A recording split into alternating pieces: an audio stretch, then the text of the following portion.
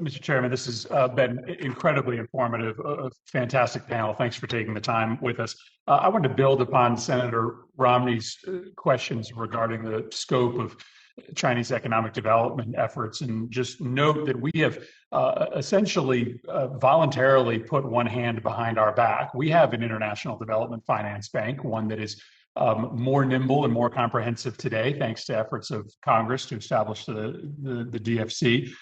But its cap is around $60 billion, whereas the Chinese Development Bank's overall portfolio today is $1.3 trillion.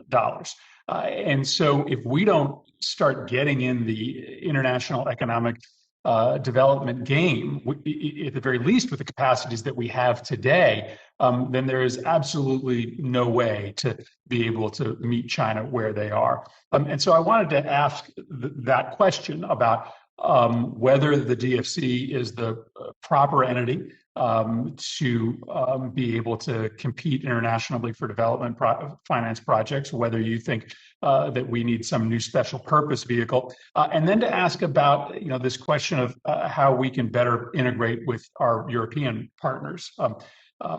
There's no effective China strategy that doesn't involve very close cooperation with Europe, and these development finance projects can be much more effective if they are done jointly with European partners. So we wanted to open up that line of questioning to the panel.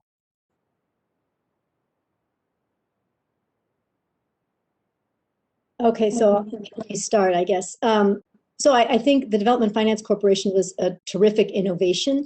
Some people have proposed that perhaps there should be another one that's explicitly devoted to technology.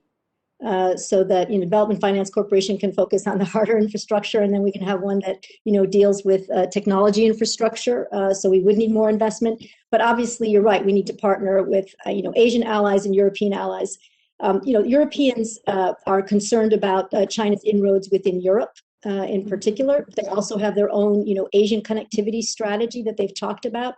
But my experience in dealing with the Europeans is that they have a less of a threat perception when it comes to China than our Asian partners, and so they're a little bit slower off the mark. That doesn't mean that we shouldn't continue to try to work with them, but I do think that they are not quite as invested in terms of pushing back against China. They don't have the same degree of threat perception, I think, as the United States and our Asian partners. So I'm all for cooperating with Europe. I just think it will be more difficult than not with some of the major economies. UK may be an exception, but I think France and Britain in particular are a little bit dragging their heels. Elizabeth, let me follow up with a question about our diplomatic efforts. Last year was the first year that China had more diplomatic posts around the world than the United States did. And I have conveyed a few times during the committee's proceedings a story from a recent trip I took to Dublin at the exact moment that they were going through a tender for a 5G contract. Our embassy there noted that the Chinese embassy had swelled in personnel. That not coincidental to this private sector contract tender, Chinese diplomats had all of a sudden shown up to make the case. We have no capacity to do that, nor do we frankly have any strategy that would involve integration of U.S. diplomats with private sector contracts in any meaningful way. A group of us yesterday proposed a pretty dramatic increase in just the size of the U.S. diplomatic corps, in part to be more nimble in order to support private sector efforts to compete with China around the world. What do you make of China's investment in diplomacy, posts, and is it necessary for us to keep up? Absolutely. And again, it speaks to that sort of strategic and multi-level, multi-domain approach that I mentioned. China, basically grasps everybody and deploys them toward a single objective, as you point out. So their embassy people become involved in, pushing for Huawei.